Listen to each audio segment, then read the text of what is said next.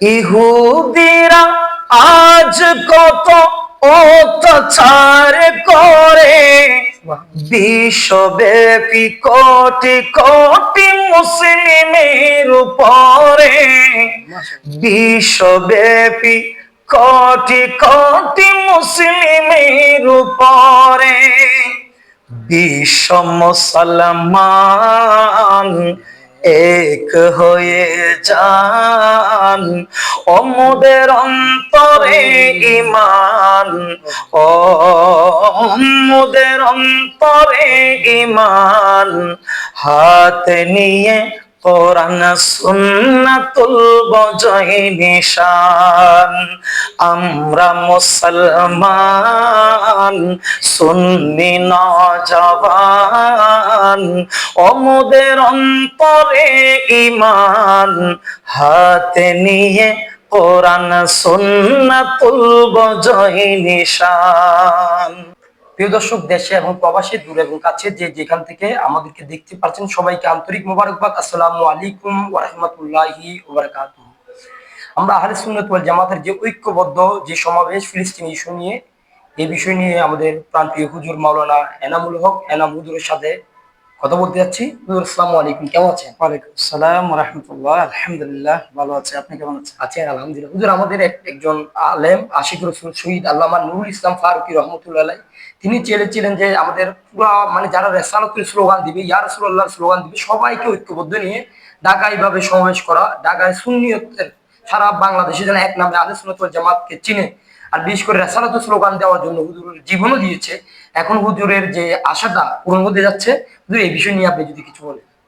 আলহামদুলিল্লাহ, আমি আজকে মোবারকবাদ জানাচ্ছি এবং দেশে দূরে কাছে যাই যেখানে থেকে দেখবেন দেখছেন সবাইকে ধন্যবাদ জ্ঞাপন করছি এবং MR কে এই চ্যানেলের মাধ্যমে সবাইকে অভিনন্দন জানাচ্ছি এবং সমাবেশে যোগদান করার আহ্বান জানাচ্ছি। বিশেষ করে যে কথাটা বললেন আসলে যৌক্তিক একটা কথা, সেটা হলো আল্লামা শহীদে মিল্লাত নুরুল ইসলাম ফারুকী রহমতুল্লাহ আলাইহি একটা বাণী ছিলেন, জোর প্রচেষ্টায় জোর গলায় সে মাঠে ময়দানে বলে বেড়িয়েছেন। ওনার স্বপ্ন ছিল পীর যার যার, সুন্নিয়ত সবার। এই কথাটা দীর্ঘদিন পরে হলেও আজ একটা বক্তব্যে, একটা প্ল্যাটফর্মে, একটা মঞ্চে, একটা ময়দানে, একটা প্রোগ্রামে সবাই সমাবেত হতে যাচ্ছে ঢাকার ময়দানে, সরোয়ার্দী উদ্যানে আগামী 26শে এপ্রিল। তো সেখানে দল মল মত নির্বিশেষে সমস্ত সুন্নি জনতা, পীর মাশায়েখ কেরাম, সুফি ইজম যারা লালন করে, সবাইকে ঐক্যবদ্ধ হয়ে ঢাকার ময়দানে, বাংলাদেশের রাজধানীর বুকে জানান দেওয়া সুন্নিয়তের অবস্থান কতটুকুন আছে। আমরা সংখ্যালঘু নই, আমরা সংখ্যাগরিষ্ঠ, এটা জানান দেওয়া প্রত্যেক সুন্নিদের ইমানই দায়িত্ব বলে আমি মনে করি। কথা হচ্ছে যে এই দেশে যারা ইসলাম নিয়ে এসেছে তারা হচ্ছে আউলিয়া ইকরাম। তাহলে আউলিয়া ইকরামের অনুসারী যারা আহলে সুন্নাত ওয়াল জামাত, এই দেশে তো বেশি, কিন্তু দেখা যাচ্ছে যে অন্য অন্য দলের বিভিন্ন সমাবেশে রেসালাতুল স্লোগান দেয় না, তাদের মাহফিলে লক্ষ লক্ষ মানুষ চলে আসে। এই হিসেবে আমাদের কত লক্ষ মানুষ হওয়ার সম্ভাবনা আছে?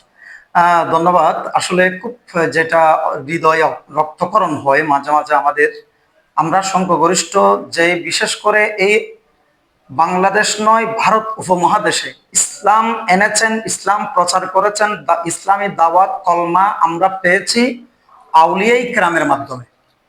যারা আউলিয়া ইকরামের সেই ইজম, সুফি ইজম লালন করে, তারা কিন্তু অ্যাক্টিভস না থাকার কারণে, অ্যাক্টিভিটিস না থাকার কারণে, ঐক্যবদ্ধ না থাকার কারণে আজকে অন্য অন্য ঘরানার সমাবেশগুলা তারা সফল করতে পারে। কিন্তু আমরা একজন ডাক দিলে আরেকজন বলে উনি করুক, আমারটা আমি করব। এই বিভাজনের কারণে আমরা বিশাল জমায়েত দিতে হয়তো দেরিতে হলো, ইনশাআল্লাহ তাআলা এইবার সেটা হবে না। এবার ইনশাআল্লাহ তাআলা আমরা 100% নয়, আমরা 1,000,000 আশাবাদী।